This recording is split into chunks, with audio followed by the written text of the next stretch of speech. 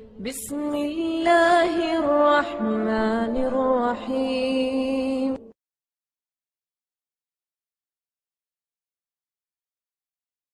إن الحمد لله نحمده ونستعينه ونستغفره ونعوذ بالله من شرور أنفسنا ومن سيئات أعمالنا من يهده الله فلا مضل له ومن يضلل فلا هادي له وأشهد أن لا إله إلا الله وحده لا شريك له وأشهد أن محمدا عبده ورسوله. أما بعد فإن خير الحديث كتاب الله وخير الهدي هدي محمد صلى الله عليه وسلم وشر الأمور محدثاتها وكل محدثة بدعة وكل بدعة ضلالة وكل ضلالة في النار. رب اشرح لي صدري ويسر لي أمري واحلل عقدة من لساني يفقهوا قولي. رب اعوذ بك من همزات الشياطين واعوذ بك رب ان يحضرون. اعوذ بالله السميع العليم من الشيطان الرجيم. فليحذر الذين يخالفون عن امره ان تصيبهم فتنة او يصيبهم عذاب أليم. اللہ رب العزت کی ہم پر بے شمار نعمتیں ہیں، اس قدر نعمتیں کہ اگر کوئی انہیں شمار کرنا چاہے تو یہ بات اس کے بس سے باہر ہے. اس کی ان بے شمار نعمتوں میں سے ایک عظیم نعمت یہ ہے کہ اس نے حضرت محمد رسول اللہ صلی اللہ علیہ وسلم کا ہمیں امتی بنایا ہے، جو تمام انبیاء اور رسول کے امام اور سب کے سردار ہیں. یہ ہمارے لیے ایک بہت ہی بڑا شرف ہے، اور اللہ نے ہمیں زندگی گزارنے کے لیے جو نظام حیات دیا ہے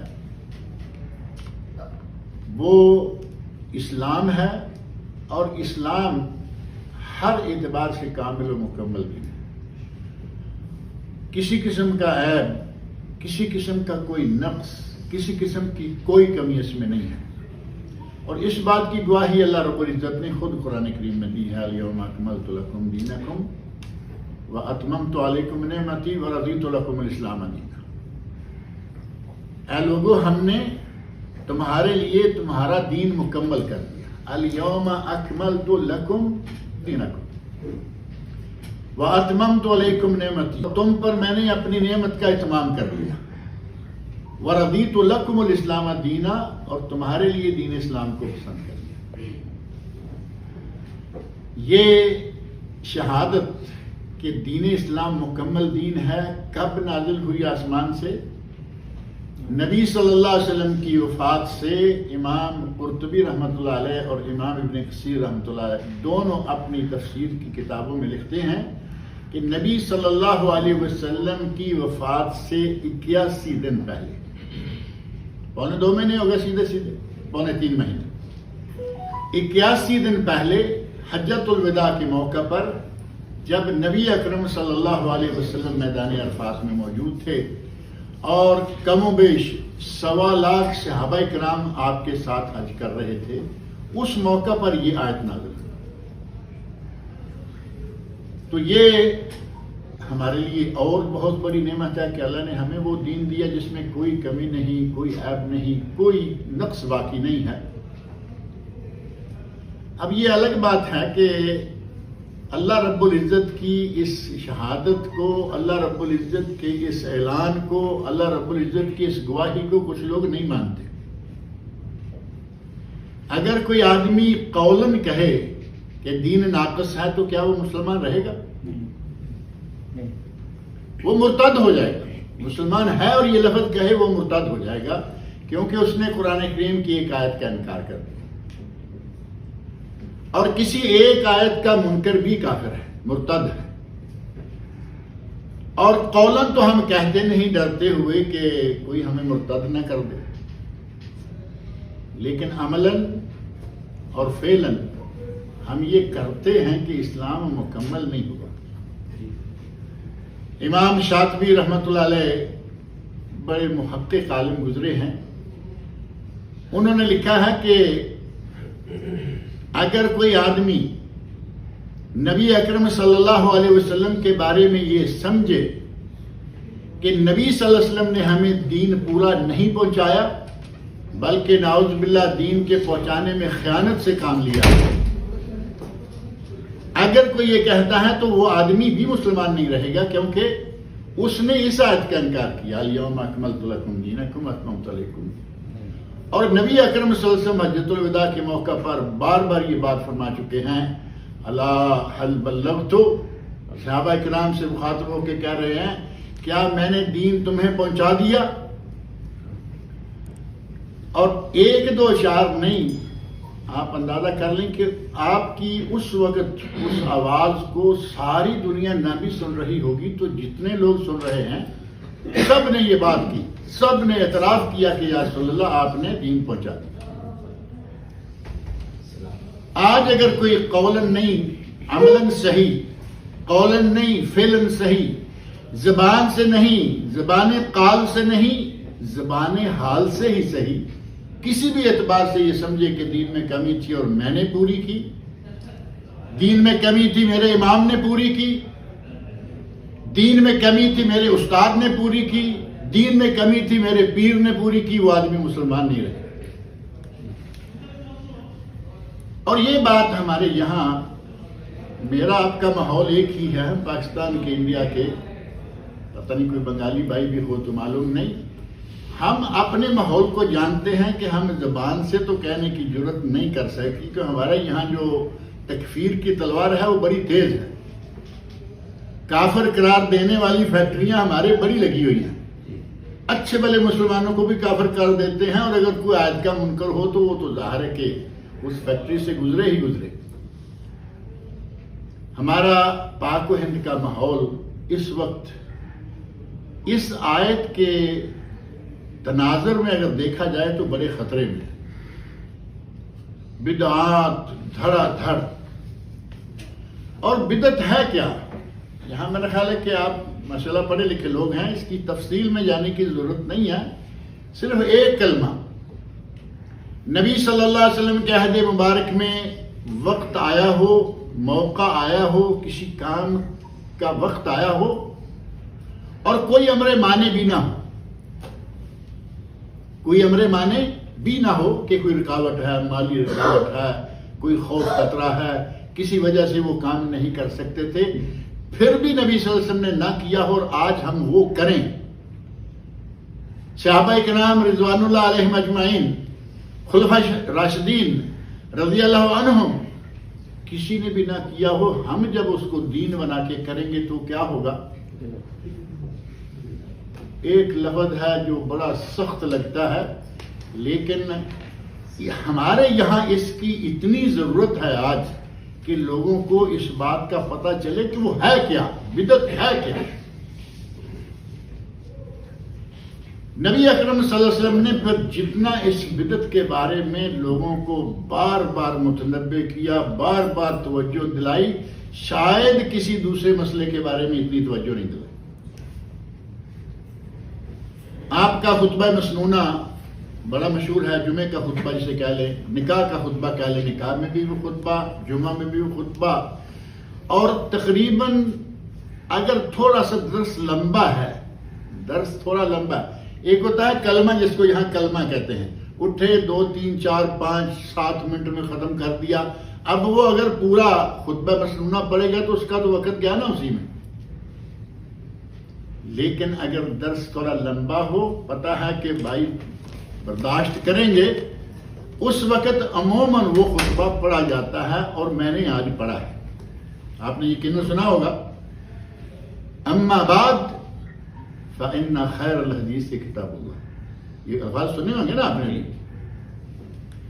نبی اکرم صلی اللہ علیہ وسلم نے اللہ کی حمد و ثنا کے بعد فرمایا، اما بعد کا معنی کیا ہوتا ہے کہ اللہ کی حمد و ثنا میں نے کر دی، اس کے بعد، اما بعد فإن خیر الحدیث کتاب اللہ، بہترین بات اللہ کی کتاب، اللہ کا کلام، اللہ کا قرآن، وخیر الہدی ہدی محمد صلی اللہ علیہ وسلم، اور بہترین راستہ، بہترین طریقہ اور بہترین راہ زندگی اگر ہے تو وہ ہے جو نبی اکرم صلی اللہ علیہ وسلم نے اختیار کی اور ہمارے لیے مقرر فرمائی۔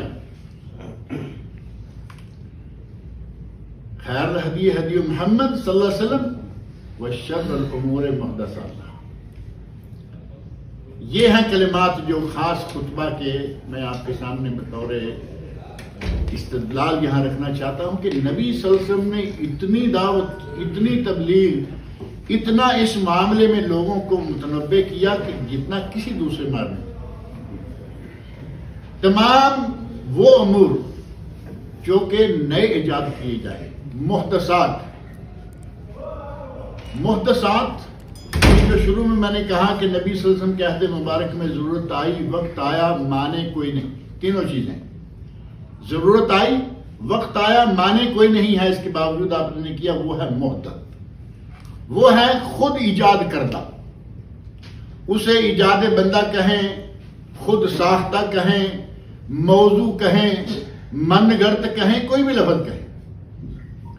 یہ جو ہمارے یہاں امور اس آج کل مروج ہیں پاک و ہند میں بڑے زور شور سے، وہ اس کے تحت آتے ہیں. نبی اکرم صلی اللہ علیہ وسلم فرماتے ہیں ان شر الامور محدثات. تمام نئے ایجاد کردہ جو دین سے تعلق نہیں رکھتے. یہاں ایک بات اور بھی میں ذکر کر دوں، وہ امور جو دین سے تعلق نہیں رکھتے. اب کچھ امور ہیں جن کا تعلق دین سے ہے، کچھ کا تعلق دنیا سے ہے. کبھی کبھی ایسا ہوتا ہے کہ کہے نا کل بدعۃ ضلالہ. نبی اکرم صلی اللہ علیہ وسلم شرم ہے بدترین امور وہ ہیں جو دین میں ایجاد کیے جائیں، جو نہ قرآن کریم میں، نہ رسول اللہ صلی اللہ علیہ وسلم کی حیات طیبہ میں، نہ صحابہ خلفاء راشدین رضی اللہ عنہم کے عہد مبارک میں جب نہیں تھے، ان کو ایجاد کیا جائے. کہا گیا بدعت، کہتے ہیں جی ہاں تم نے گھڑی پہنی ہوئی ہے، یہ بھی بدعت. آج یہاں اسپیکر نہیں ہے، کہیں گے لاؤڈ اسپیکر رکھا ہوا ہے، یہ بھی بدعت ہے. تمہاری لائٹیں، تم گاڑی میں بیٹھ کے آئے ہو، یہ ہے وہ ہے. یہ بدعت نہیں، یہ دنیا ہے. کیا کوئی شخص کہہ سکتا ہے کہ میں گھڑی ثواب سمجھ کے پہنتا ہوں، گاڑی ثواب سمجھ کے استعمال کرتا ہوں؟ یہ ہماری ضرورتیں ہیں، زندگی کی مجبوریاں. جب اس کو دین سمجھ کر دین میں، شریعت میں اس کا ایک حصہ سمجھتے ہوئے سر انجام دے گا تو پھر وہ بدعت بنے گی. اور ہمارے یہاں گنتی کرنے کی ضرورت نہیں ہے. اتنے وہ نبی اکرم صلی اللہ علیہ وسلم نے سچ فرمایا تھا من یعش منکم بعدی فسیری اختلافا کثیرا. جو میرے بعد زندہ رہے گا وہ بے شمار اختلافات دیکھے گا. کوئی کسی طرف کھینچ رہا ہے، کوئی کسی طرف کھینچ رہا ہے، کوئی کسی طرف، کوئی کسی چیز کی دعوت دے رہا ہے، کوئی کہہ رہا ہے کہ میرے سوا کچھ بھی نہیں. آپ کے شاید علم میں ہے یا نہیں کہ ایک صاحب نے یہ کہا ہے کہ تم پر واجب ہے کہ میرے لٹریچر سے باہر مت جاؤ.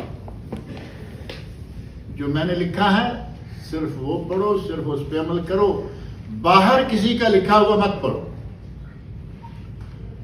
اب یہ اپنے ماننے والوں کو کیا سبق دے رہا ہے کہ تم نے کنویں کا مینڈک رہنا ہے، جو کچھ کنویں میں ہے صرف یہی ہے باہر میں.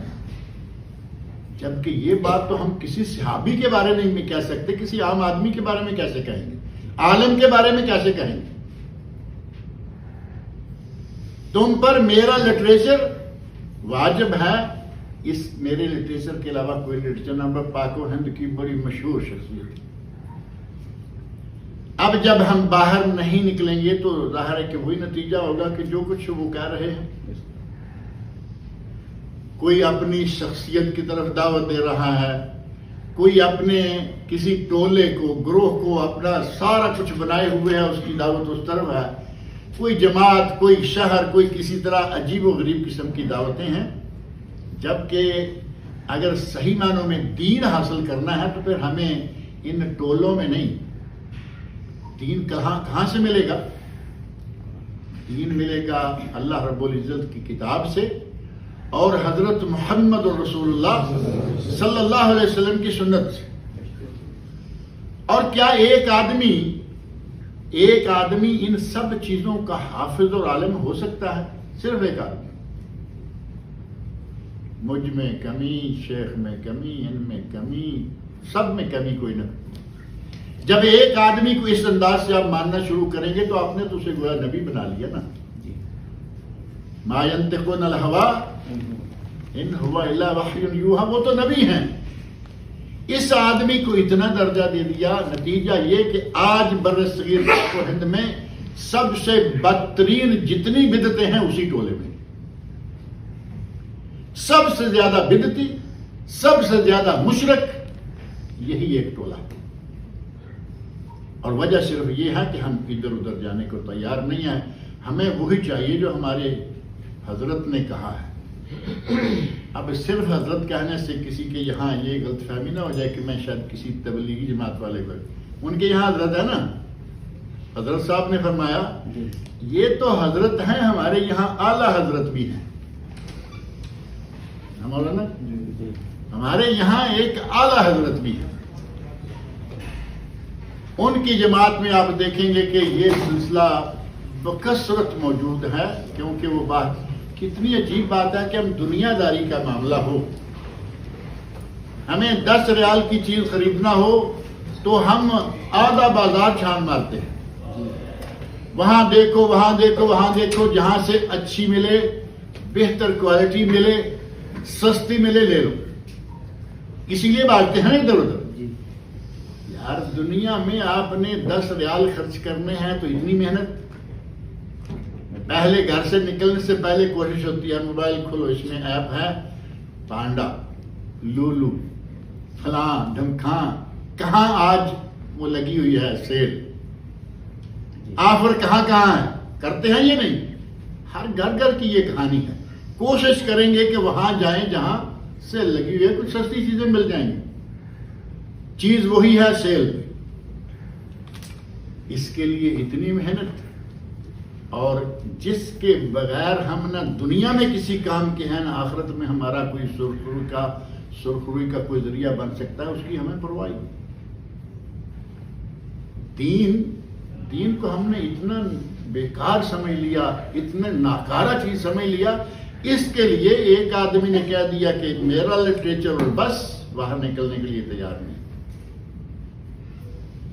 نتیجہ پھر وہی ہوگا کہ وہ باہر جو کچھ وہ کہہ رہے ہیں، بلکہ یقین مانے کہ بہت ساری ایسی باتیں ہیں جو ہمارے اس مکتب فکر میں مروج ہیں، اور ان کے امام صاحب، ان کے موجد، ان کے بانی اس سے منع کر رہے ہیں.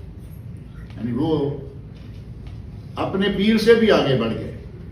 بدعات کا کچھ حصہ پیر نے دیا، کچھ حصہ مریدوں نے اپنی طرف سے ڈالا. نتیجہ کیا ہوگا کہ یہ جتنے بھی اس طرح کے امور ہوں گے، چاہے وہ کتنی چمک دمک ہو، کتنا اس میں بظاہر آپ کو یہ چیزیں بہت خوبصورت لگیں گی، عین دین، عین اسلام نظر آئے گا، کرنے والے بھی عین مسلمان نظر آئیں گے، فرسٹ کلاس قسم. ایک عرصہ پہلے میں نے ایک مضمون لکھا تھا، اس کا میں تھوڑا سا حوالہ دے دوں. مضمون کا عنوان میں نے رکھا تھا حسین دھوکے، خوبصورت دھوکے. اب ان کاموں میں سے میں اب گنتی نہیں کرتا ان میں سے آپ بہت ساری چیزیں ہیں آپ کے سامنے ہیں. نام لینے کی بدعت تو آپ جانتے ہی نا کیا کیا ہے. ہر مہینے میں بدعت، ہر ہفتے میں بدعت، ہر دن میں بدعت. اگر ان بدعات کا اور ان عرسوں کا اور ان میلوں ٹھیلوں کا آپ نے اندازہ کرنا ہو، یہاں کے اس کیلنڈروں میں تو آپ کو کچھ ملے گا نہیں. سعودی کیلنڈروں میں کیا ملتا ہے؟ زیادہ سے زیادہ یہ ملے گا کہ ایک حدیث لکھی ہوئی ہے، وہ کیلنڈر پہ موجود ہے، یا پھر یہ ہوگا کہ انہوں نے کوئی کام کی بات، کسی عالم کی بات، کوئی نہ کوئی چیز انہوں نے لکھ رکھی ہے. بس ہمارے پاکستان انڈیا کے کیلنڈر دیکھیں آپ، جنتری ایک ہوتی ہے، جنتری چھوٹی سی ڈائری سمجھ لیں، پاکٹ سائز، پورا صفحہ بھرا ہوا ہوتا ہے. اوپر تاریخ ہے، نیچے فلاں کا اور فلاں کا مزار، فلاں کا دربار، فلاں تاریخ، ایک ایک دن میں پورا صفحہ بھرا. نبی اکرم صلی اللہ علیہ وسلم فرما گئے ہیں، صحیح بخاری، صحیح مسلم، ام المومنین حضرت عائشہ صدیقہ رضی اللہ عنہا فرماتی ہیں، من احدث فی امرنا ھذا ما لیس منہ فہو رد. جس نے اس دین میں کوئی بھی ایسی چیز احدث، محدث، کھڑ کے ڈالی، لیس علیہ امرنا، جس کا ہم نے حکم نہیں دیا. نبی صلی اللہ علیہ وسلم کہ ہم نے حکم نہیں دیا، کسی نے بنا کے دین میں ڈال دی، دین کا نام دیا، اجر و ثواب کے حوالے سے اس کام کو سر انجام دیا، فَهُوَ رد، وہ مردود ہے. کام مردود ہے. اور کام کرنے والے کا کیا حال ہوگا؟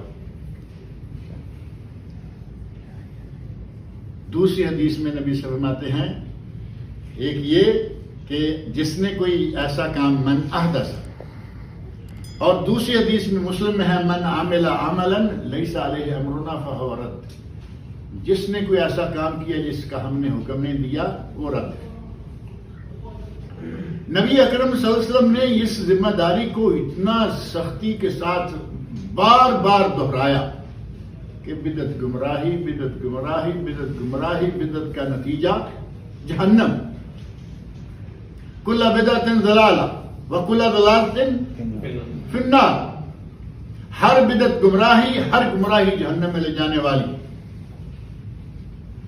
اور ہمارے یہاں پڑھے لکھے لوگوں میں، عام لوگ تو خیر اتنی بیچارے تفصیل میں نہیں جا پاتے، پڑھے لکھے لوگوں میں انہوں نے بدعت کو بھی دو حصوں میں تقسیم کر دیا اپنی مرضی سے.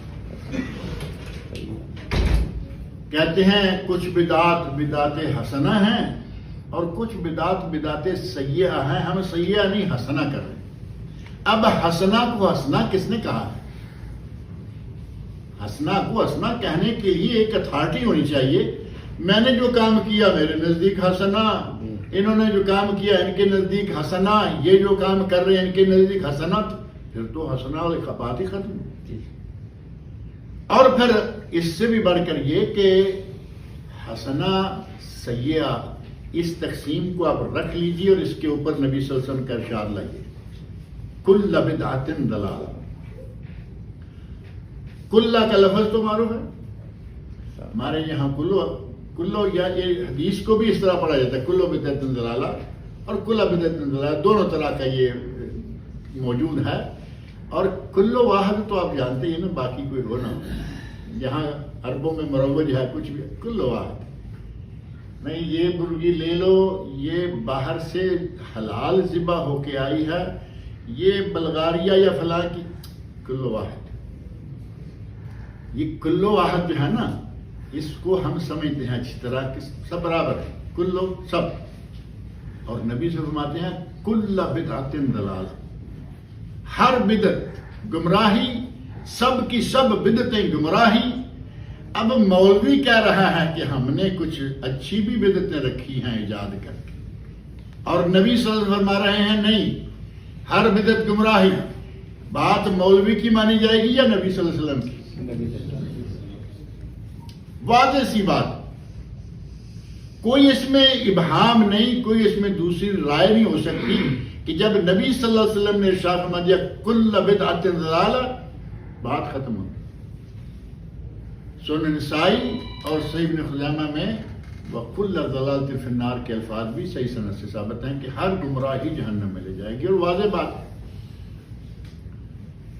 ہمارے یہاں ہر مہینے میں بدعات ہیں، ان میں سے کچھ بدعات، ہمارا جو مروج مہینہ ہے ماہ سفر، محرم گزر گیا، محرم میں بھی ایک پارٹی نے بڑا کچھ رکھا ہوا، اس پارٹی کی دیکھا دیکھی ہم بھی کرتے ہیں. محرم کے مہینہ میں تعزیہ شیعہ بھی نکال رہے ہیں، سنی بھی نکال رہے ہیں. محرم کے مہینہ میں جس طرح کا انداز شیعہ کا ہوتا ہے، سیم ہمارے مولویوں کا بھی ہوتا ہے. شیعہ بھی رو رہا ہے، رلا رہا ہے، جھوٹی کہانیاں بک رہا ہے. اور سنی مولویوں میں بہت سے ایسے مولوی ہیں کہ وہ محرم کے مہینہ میں وہی کہانیاں لا کے روئیں گے، رلائیں گے، اور ایسے ماحول بنا دیا ہوا تھا اپنی مسجدوں میں کہ جیسے یہ بھی شیعہ کا امام بڑھائی. جھوٹی اور من گڑت کھانا، تعزیہ ان کا، تعزیہ ان کا، یہ رونے رلانے کی مجلس سے ان کی، رونے رلانے کی مجلس سے ان کی، وہ سارے کا سارا ماحول ہم نے بھی اپنایا ہوا ہے. ابھی تو کل کی بات ہے. اور بڑے عجیب و غریب ان کے تو خیر لانے والے بڑے عجیب و غریب واقعات تو لطیفے تک بنے ہوئے ہیں.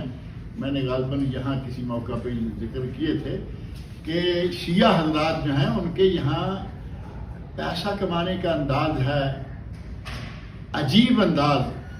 ان کے سٹیج ذرا ہماری طرح کے نہیں ہوتے، کرسی پہ بیٹھ کے ٹیبل رکھ لیا سٹیج بن گیا. کچھ لوگوں کے جتنے جتنے باطل کی طرف بڑھتے ہیں اتنے اتنے سٹیج اونچے ہوتے ہیں.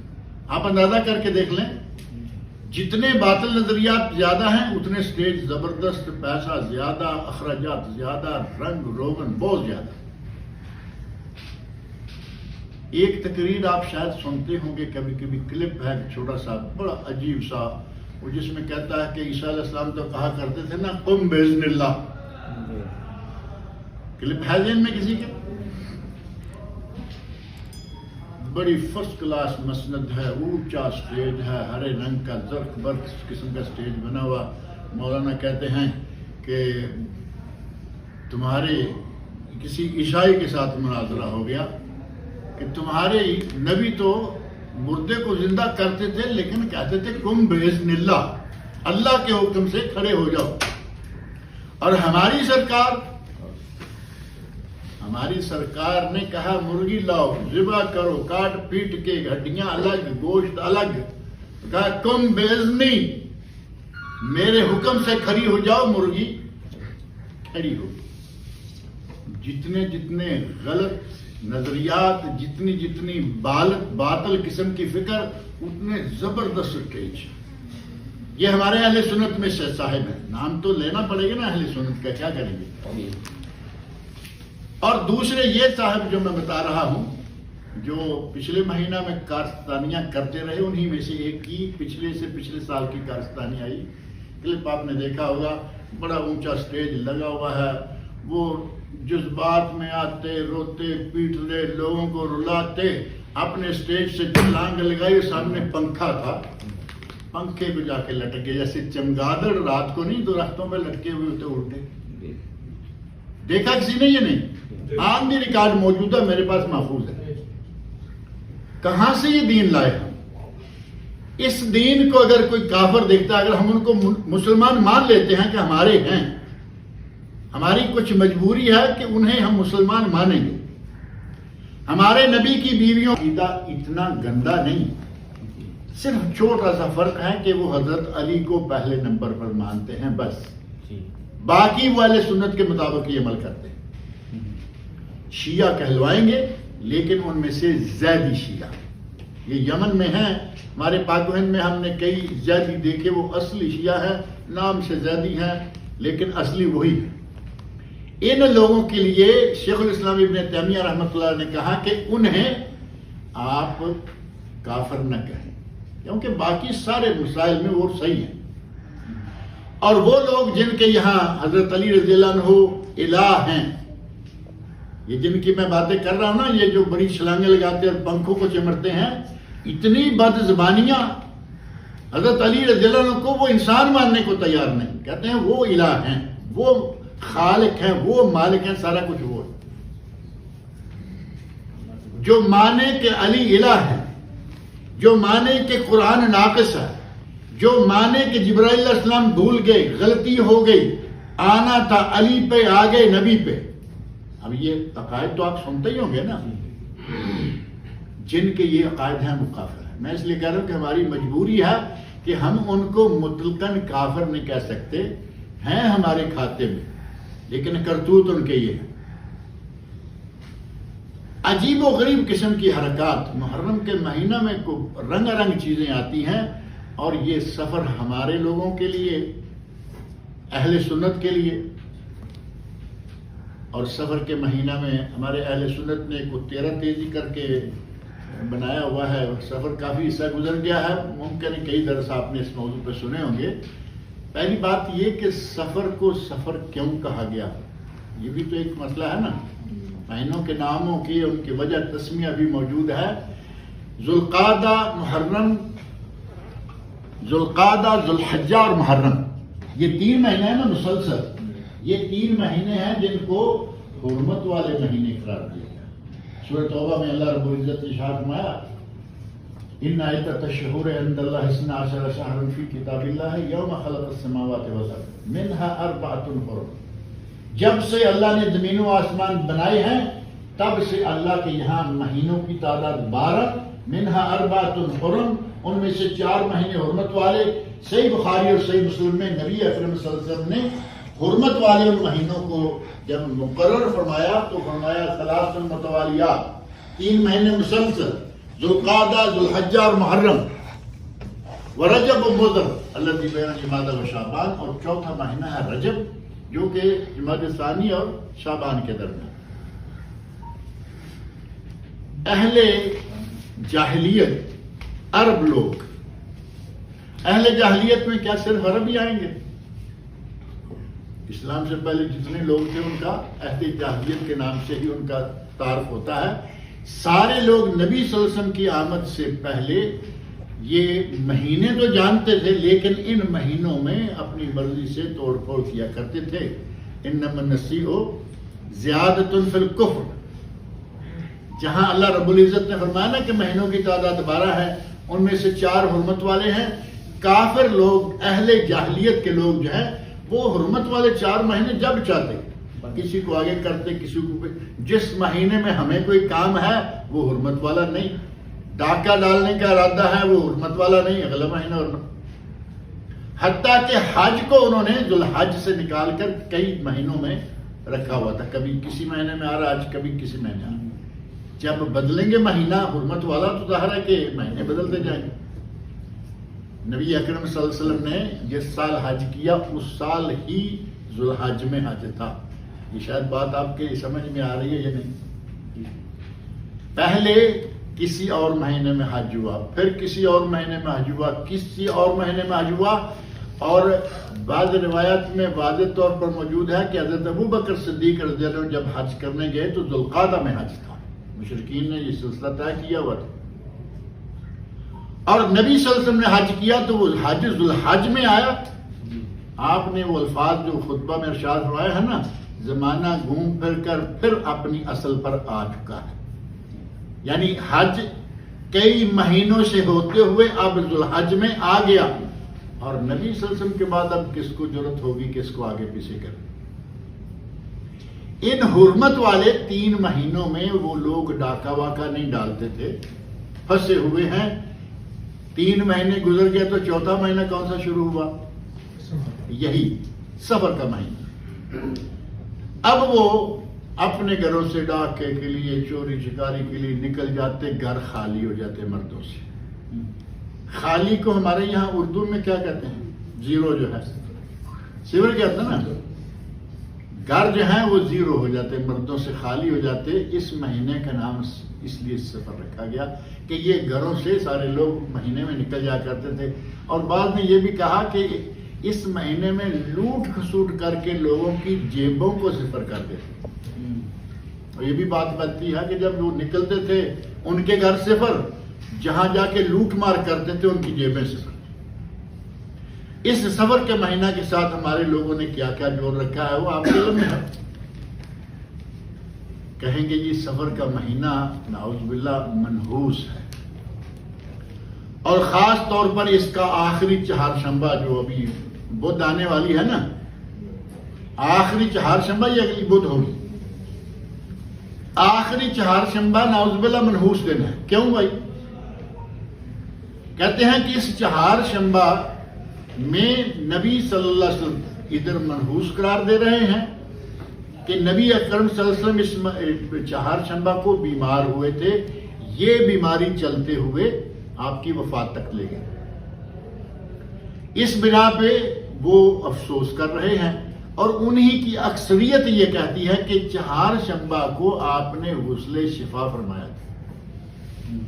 اس غسل شفا کی خوشی میں خوشیاں مناتے ہیں، شیرینیاں بانٹتے ہیں، اور رنگ برنگے کپڑے پہنتے ہیں۔ چہارشنبہ میں یہ سارے کام جو ہیں وہ سر انجام دیتے ہیں، اور نام یہ دیا جاتا ہے کہ یہ دن جو ہے وہ نبی اکرم صلی اللہ علیہ وسلم کے غسل شفا کا دن ہے۔ میں نے جن اعلیٰ حضرت کا تھوڑا سا تعارف کروایا ہے ان کی 2 کتابیں ہیں، عرفان شریعت اور دوسری ہے احکام شریعت۔ ان کے فتوے ہیں، اس میں لوگوں کے سوالات، ان کے جوابات۔ ان سے پوچھا گیا کہ یہ چہارشنبہ کی حقیقت کیا ہے؟ لوگ کہتے ہیں یہ منحوس ہے، تو انہوں نے کہا یہ من گھڑت بات ہے، لا اصل اس کی کوئی اصل نہیں ہے، یہ من گڑت بات۔ کہا گیا کہ لوگ اس میں نئے کپڑے پہنتے ہیں، مٹھائیاں بانٹتے ہیں، یہ کرتے ہیں وہ کرتے ہیں۔ کہا گیا کہ اس میں کوئی چیز ایسی جائز نہیں۔ نئے کپڑے پہننا، مٹھائیاں بانٹنا، خوشیاں منانا سراسر اس دن کی حقیقت کے خلاف ہے۔ یہ بات انہوں نے خود لکھی ہے کہ اس چہارشنبہ سے نبی اکرم صلی اللہ علیہ وسلم کی مرض الموت، جس مرض میں آپ وفات پا گئے، وہ اس بدھ کو شروع ہوئی تھی۔ ہمارے یہاں کوئی خوشی منانے والے ہیں، کوئی غمی کرنے والے ہیں، کوئی کچھ کرنے والے ہیں، کہتے ہیں کہ نئے دلہا دلہن 13 دن کے لیے اس ماہ سفر میں ایک دوسرے سے نہ ملے۔ اب ان بیچاروں کے لیے تو عذاب بن گیا نا یہ مہینہ۔ نئے دلہا دلہن ہیں، اب 13 دن کے لیے ایک دوسرے سے مل نہیں سکتے، اور پھر جو پرانے دلہا دلہن ہیں ان کے لیے 3 دن رکھے۔ نئے دلہا دلہن 13 دن، ان کے لیے تو بڑا عذاب ہو گیا نا، ان کو تو چاہیے تھا کہ بیچارے روز ملے۔ کہا یہ 13 دن نہ ملے، اور بابیوں کو بوڑھوں کو کہا کہ یہ 3 دن نہ ملے، یہ 3 دن میں بھی کافی ہو جائے۔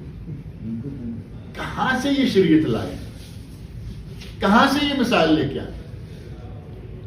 نہ یہ مہینہ ایسا ہے کہ جس کو منحوس کہا جائے، نہ یہ دن ایسے ہیں چہارشنبہ یا دوسرا۔ کئی لوگوں نے کہا کہ یہ قرآن کریم میں آتا ہے کہ فلاں قوم پر اللہ تعالیٰ نے عذاب بھیجا، اور وہ عذاب جو ہے 7 راتیں اور 8 دن تک وہ عذاب وہ مسلسل جاری رہا، فی ایام نحسات، منحوس دنوں میں۔ اب منحوس کیا وہ دن منحوس تھے سب کے لیے؟ علماء تفسیر نے یہ بات بڑی تفصیل سے لکھی کہ ان کے لیے جس قوم پر عذاب نازل ہوا ان کے لیے وہ دن منحوس تھا، کیونکہ وہ تو قابو آ گئے نا۔ جس دن ہاتھی والوں کو اللہ رب العزت نے تباہ کروایا، ابرہ اور اس کی قوم کے لیے وہ دن منحوس تھا یا نہیں؟ اور وہی دن مکہ والوں کے لیے مبارک تھا کہ ان کی جان چھوٹ گئی ایک بدبخت جو کعبہ کو ڈھانے کے لیے آ رہا تھا۔ جس دن حضرت موسیٰ علیہ السلام کے مقابلے میں جو فرعون تھا، فرعون کو اللہ نے غرق کیا، فرعون اور اس کی قوم کے لیے وہ دن منحوس تھا یا نہیں؟ ان کے لیے تھا۔ وہی دن موسیٰ علیہ السلام کے لیے مبارک دن تھا، اللہ نے نجات عطا فرمائی۔ تو اس کا معنی یہ ہوا کہ کوئی خاص دن ہمیشہ کے لیے منحوس نہیں، وہی دن کسی کے لیے منحوس ہے، کسی کے لیے وہ مبارک ہے۔ ہمارے یہاں لوگوں نے عجیب سا اپنے لیے یہ سلسلہ بنا دیا کہ یہ مہینہ منحوس ہے، اس میں شادی نہ کریں، پچھلا مہینہ وہ دوسرے نہیں کرنے دیتے۔ محرم کے مہینے میں دوسری پارٹی نے ڈنڈا لگایا ہوا ہے پاک و ہند میں، وہ گنتی کے لوگ ہیں، انگلیوں پہ گنے جا سکتے ہیں، لیکن حکومت ان کی ہے۔ محرم کے مہینہ میں آپ سنیوں میں شادی نہیں سنیں گے۔ کیوں بھائی؟ حضرت حسین رضی اللہ عنہ کی شہادت۔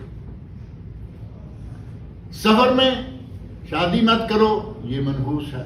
یہ تو شادی شدہ کو الگ کر دیتے ہیں، تو نئے شادی کہاں کرنے دیں گے لوگ؟ اور عجیب تصور دیکھیں ہمارے لوگوں کی جہالت کا، کم عقلی کا۔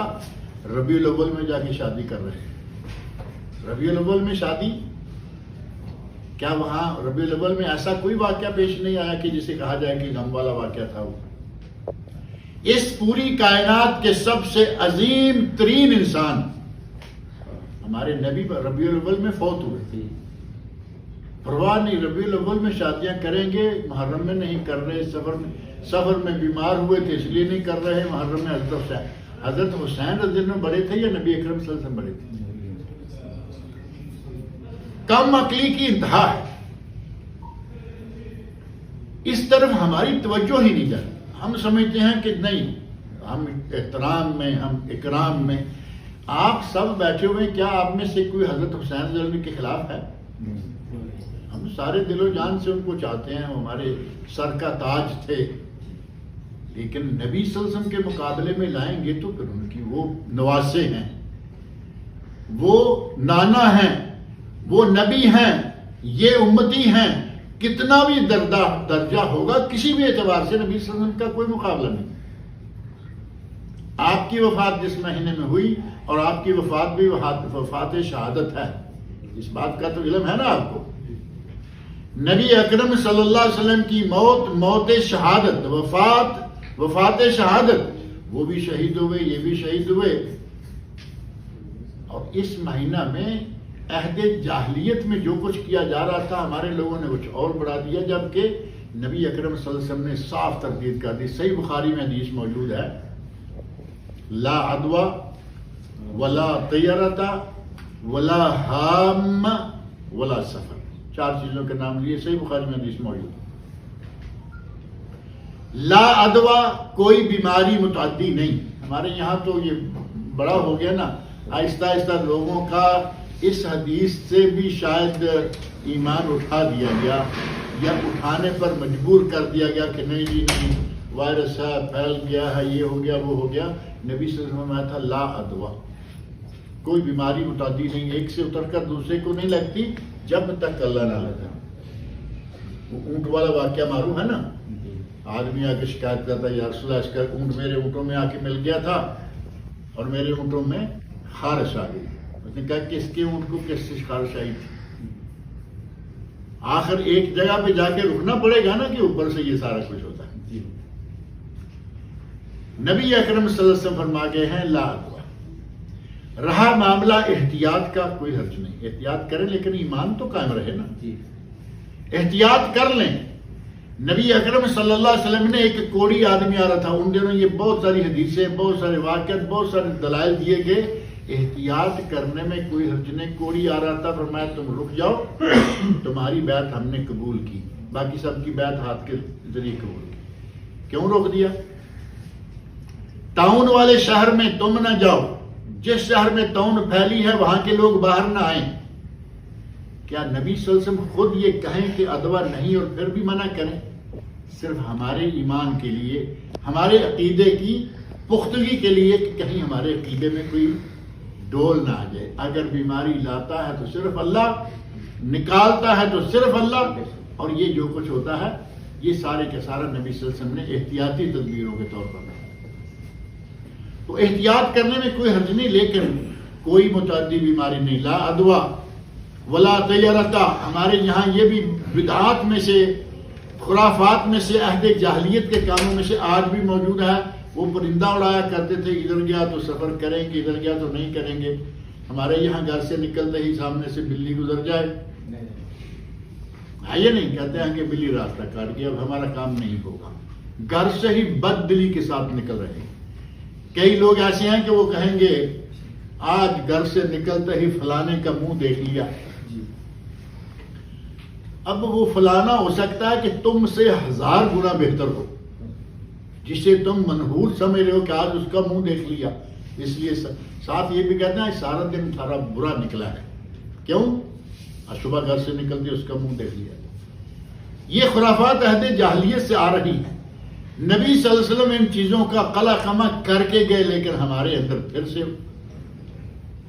آپ نے سختی کے ساتھ ان چیزوں سے منع کیا. اور حدیث بھی صحیح بخاری کی مستند، جس میں کوئی شک والی بات نہیں. ہمارے یہاں بالکل ہی اس کو پرواہ نہیں کیا. ولا حامہ، یہ میرا خیال ہے ہمارے یہاں نہیں رہا. کہتے ہیں کہ آدمی مر جائے، اس کا انتقام نہ لیا جائے تو اس کے سر سے الو نکل کے بولتا ہے ہائے خون ہائے خون. یہ میں نے کبھی نہیں سنا ہمارے یہاں کہیں کو یہ ہوتا ہو. عہد جاہلیت کی الحمدللہ ایک چیز تو چھوٹ گئی، اور اللہ کرے کسی طرح یہ باقی بیماریاں بھی ہم سے نکل جائیں.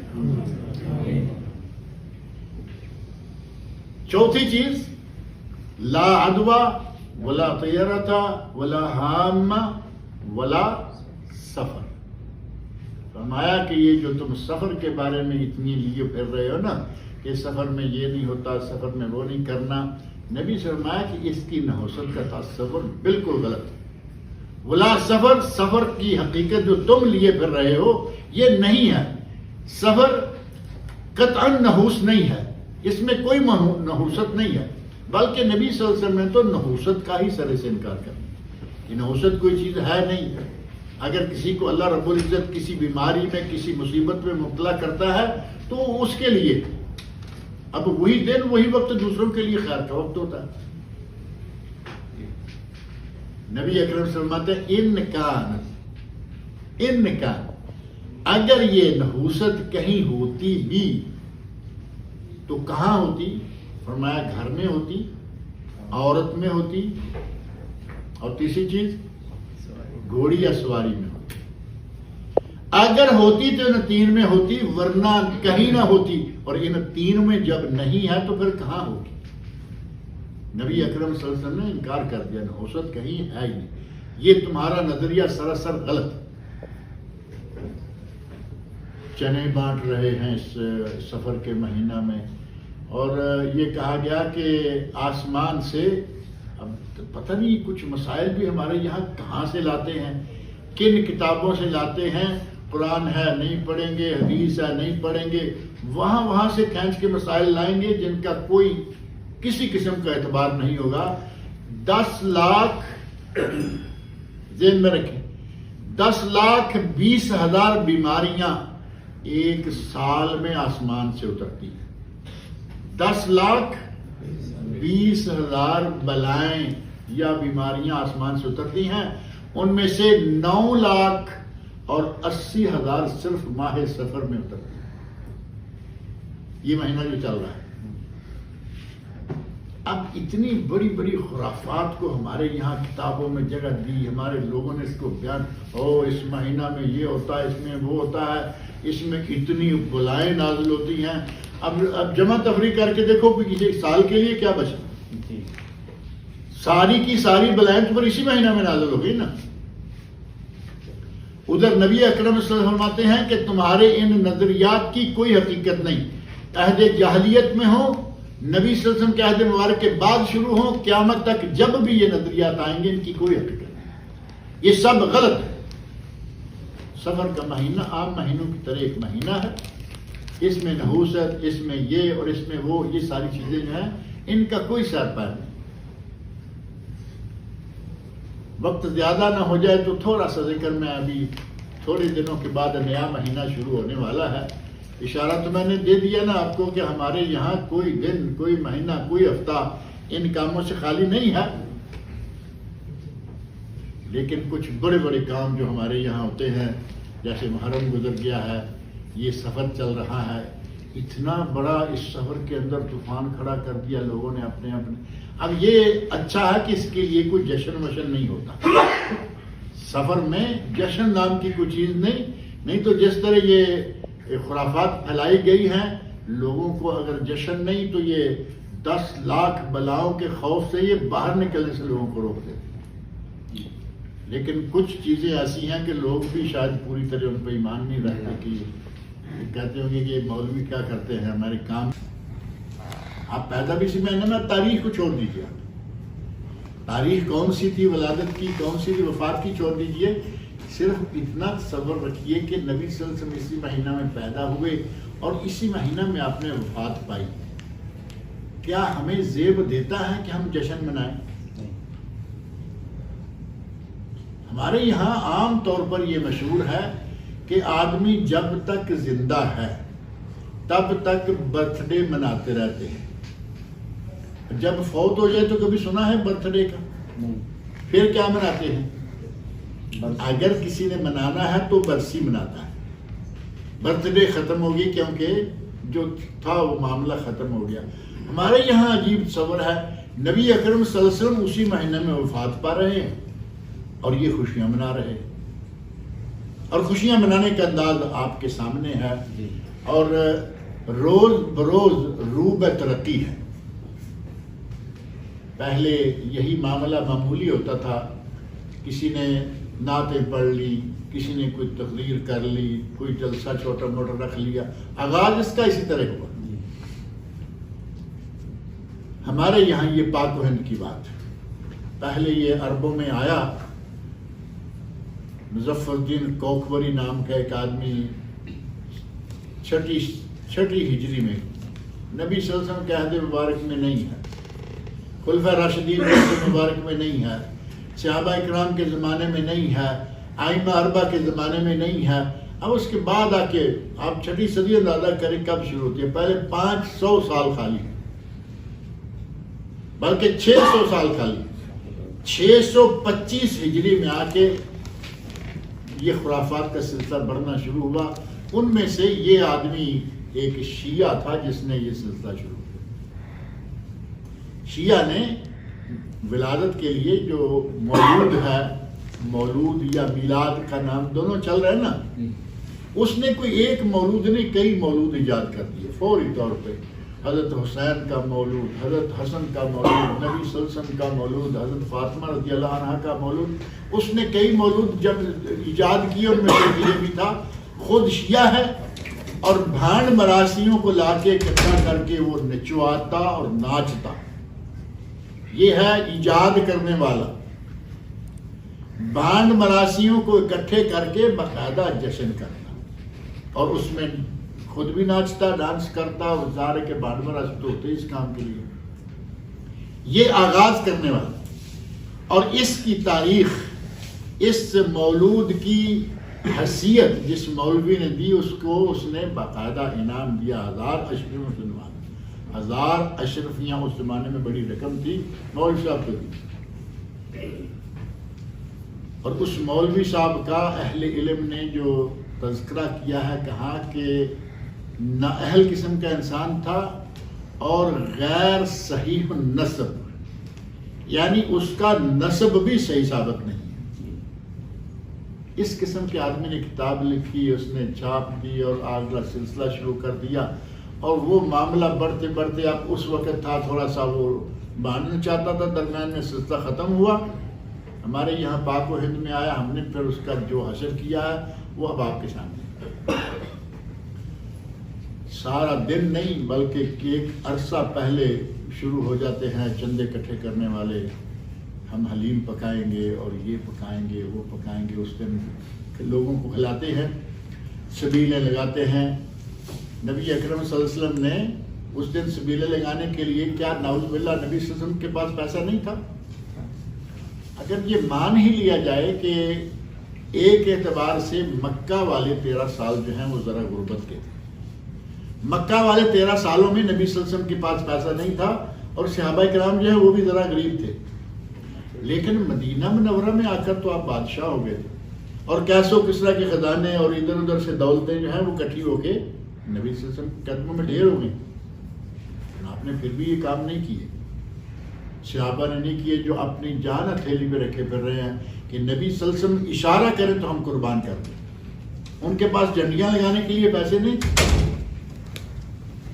کیا وہ 4 بلب نہیں زیادہ لگا سکتے تھے؟ اپنے زمانے میں 4 لالٹینیں یا شمع زیادہ روشن نہیں کر سکتے تھے. کچھ نہیں ہوا، کسی نے کچھ نہیں کیا.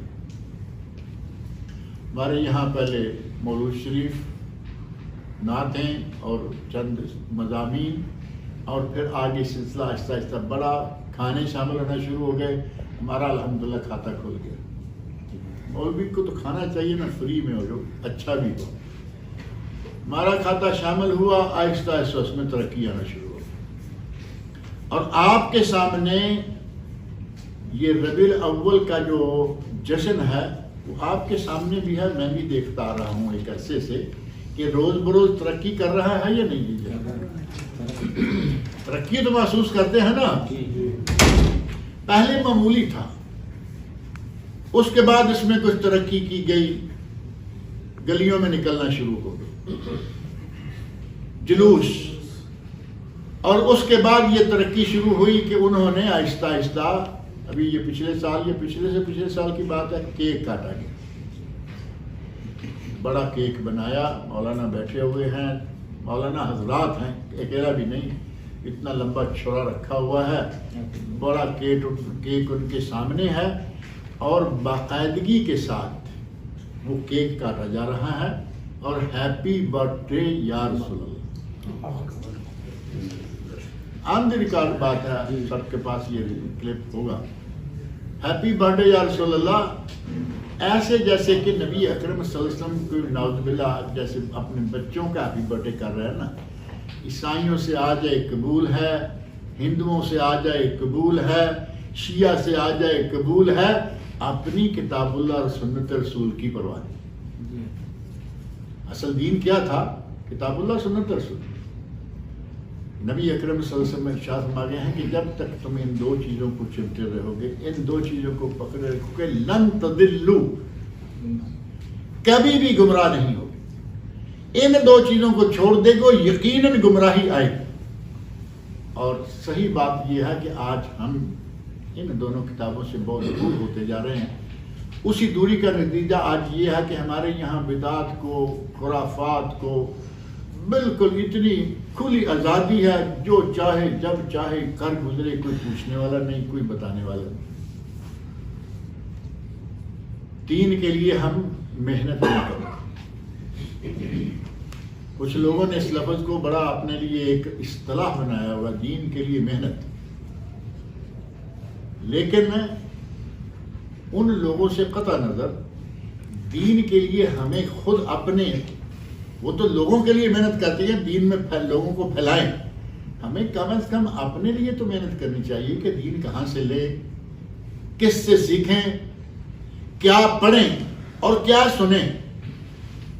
ہم سننے کے لیے بھی وہ سنیں گے جو اچھا لگے، یہ پرواہ نہیں کہ وہ صحیح ہے یا غلط ہے. ہمارے یہاں ایک عرصہ ہوا ایک کیو ٹی وی کے نام سے ٹیلی ویژن چل رہا ہے، اور اس پہ نعتیں بڑی اچھی آتی ہیں. پتہ نہیں کوئی سنتا ہے آج کل کہ نہیں. لڑکیاں نوجوان بن سور کر، بن ٹھن کر وہ انہوں نے کیو ٹی وی دیکھنے کو تو قرآن لگتا ہے نا، قرآن ٹی وی، کیو ٹی وی، قرآن ٹی وی. عجیب قسم کا سلسلہ انہوں نے شروع کیا ہوا ہے. بنا سوار کے لڑکیوں کو 4 6 10 کو ایک کو آگے لایا، نعت شریف پڑھ رہے ہیں. وہ بڑے لوگ بکثرت بڑے شوق کے ساتھ دیکھتے. اب وہاں کسی عالم کو تو وہاں بیٹھنے کی اتنی اجازت نہیں ہوتی، جو اپنا کو بٹاتے ہیں. صحیح کیسٹ، صحیح کوئی کلپ کسی کو دے دو تو ناک منہ چڑھائیں گے. یہ تو مولوی ہے. کہ آپ کے لیے ساری ہم اسی طرح کی کیو ٹی وی طرح کی تقریریں بھی لائیں تو آپ سنیں گے. اللہ تعالیٰ سے ڈریں، اپنے سننے کے لیے ایک معیار مقرر کریں، اپنے دیکھنے کے لیے معیار مقرر کریں، اپنے پڑھنے کے لیے معیار مقرر کریں. آپ اپنے گھر میں زیادہ کتاب نہ رکھیں. زیادہ میں نہیں کہتا کہ بہت زیادہ کتابیں رکھو. آج آپ کے سامنے میں 2 4 کتابوں کا ذکر کرتا ہوں. ہر آدمی کو چاہیے کہ اس کے گھر میں وہ ضرور ہو. جس زبان کا آدمی ہے اس زبان میں اس کا ترجمہ موجود ہے. قرآن کریم سب سے پہلے. 60 سے زیادہ زبانوں میں ترجمہ آپ کے ملک میں شائع ہو چکا ہے، سعودی عرب. 60 سے زیادہ زبانوں میں کنگ فہد قرآن کامپلس سے یہ ترجمہ اور مختصر تفسیر شائع ہوئی، جو احسن البیان کے نام سے دارالسلام میں بھی بک رہی ہے. جس کو گورنمنٹ سے نہیں ملتی دارالسلام سے لے لیں، ایک ہی چیز ہے وہ ساری. اور اس کی مختلف زبانیں موجود ہیں، اور مختصر تفسیر ہے احسن البیان، جس میں بہت ساری تفسیروں کا نچوڑ رکھ دیا گیا ہے. آپ کو تفسیر کی تقریباً تمام کتابوں سے وہ اکیلی کفایت کر جائے. علماء کا کام ہے لمبا چوڑا پڑھیں اور لمبا چوڑا بیان کریں، ہمارے لیے وہ کافی. دوسری کتاب ہے بخاری شریف. تقریباً ہر زبان میں، موٹی ہر زندہ زبان میں وہ بھی موجود ہے، جس کے بارے میں علماء امت نے کہا ہے اصح الکتب بعد کتاب اللہ صحیح الامام البخاری. قرآن کریم کے بعد اس روئے زمین پر اگر کوئی صحیح ترین کتاب ہے تو وہ بخاری شریف. دنیا بھر کے علماء کہہ رہے ہیں، اگر چند ایک ان میں سے اٹھیں گے اور وہ اس کے خلاف. قدرتی بات ہے کہ حسد شروع سے آ رہا ہے. امام بخاری رحمۃ اللہ کو اللہ نے اتنا مقام دیا کہ حاسدین نے اب آہستہ آہستہ یہ کہنا شروع کر دیا بخاری بخاری بخاری. بلکہ کئی تو کہتے ہیں کہ ان کو بخاری کا بخار آیا ہوا ہے. بخاری کا بخار ہمیں کیوں نہ آئے، جبکہ اس میں اللہ رب العزت نے اس بندے کو توفیق دی. نبی اکرم صلی اللہ علیہ وسلم کی 7000 وہ حدیثیں جمع کر دی جو صحیح سند سے ثابت ہے. دوسرا نمبر ہے صحیح مسلم کا. بخاری مسلم 2 کتابیں، ادھر آگے قرآن کریم کی تفسیر 3 کتابیں، اور فقہ کی 1 کتاب لے لیں. وہ یہاں ہم نے شروع کی تھی باقاعدہ درس پڑھنے کے لیے اسی کمرہ، فقہ کتاب و سنت، فقہ کتاب و سنت، دارالاسلام نے یہ اردو میں چھاپی ہے، اصل یہ عربی میں ہے، بہترین ہے، مختصر ہے، ایک ہی جلد ہے اس کی، ایک ہی والی بس، آپ وہ لے لیں۔ آپ کے پاس یہ کتنی کتابیں ہو گئی ہیں؟ 4 کتابیں ہیں، ان کی بخاری اور مسلم کی ایک ہی جلد نہیں ملے گی، ان کی جلدیں زیادہ ہیں، یعنی 10-15 کتابیں آپ کے گھر میں ہوں، میرا خیال ہے کہ آپ کو انشاءاللہ کسی چیز کی خاص ضرورت نہیں پڑے گی، ایک کتاب کا اور اضافہ کر لیں، اور وہ ہے بلوغ المرام۔ بلوغ المرام حافظ ابن حجر اسقلانی رحمۃ اللہ علیہ کی کتاب ہے، جنہوں نے صحیح بخاری کی شرح لکھی ہے، صحیح بخاری کی شرح فتح الباری، انہوں نے یہ بلوغ المرام لکھی۔ سبل السلام اس کی شرح بڑی مشہور ہے، اور بہت ساری شرح لکھی گئی ہیں، لیکن جو ہمارے یہاں اردو میں چھپی ہے بلوغ المرام 2 جلدوں میں، دارالاسلام نے وہ بھی چھاپی ہے، بہترین کتاب ہے۔ میں نے اپنا تجربہ ذکر کر کے بات کو ختم کر دیتا ہوں، میں نے اپنے ایک ساتھی کو دی وہ بلوغ المرام، میں نے کہا کہ یہ پڑھا کرو، انجینئر تھا، بہت بڑی کمپنی کا، یہ جو اسکولوں کی بسیں ہیں سارے ملک کی، یو اے میں، دبئی میں، سارے ملک کی بسوں کا جو مین ورکشاپ ہے اس کا وہ مینیجر بھی تھا۔ میں نے کہا کام والے آدمی ہو، زیادہ نہیں تو یہ ایک کتاب رکھ لو۔ کتاب لی، کتاب رکھی، کچھ عرصے کے بعد ملاقات ہوئی تو کہنے لگا کمال کتاب ہے۔ میں نے اس کو پڑھنے کا طریقہ بتا دیا کہ آپ اس کو سبقاً نہ بھی پڑھیں، مسلسل آپ کو کوئی دین کا مسئلہ پیش آ جائے، انڈیکس نکالیں، فہرست نکالیں، اس کو وہاں سے اس صفحے پہ چلے جائیں، آپ کو انشاءاللہ مسئلہ مل جائے۔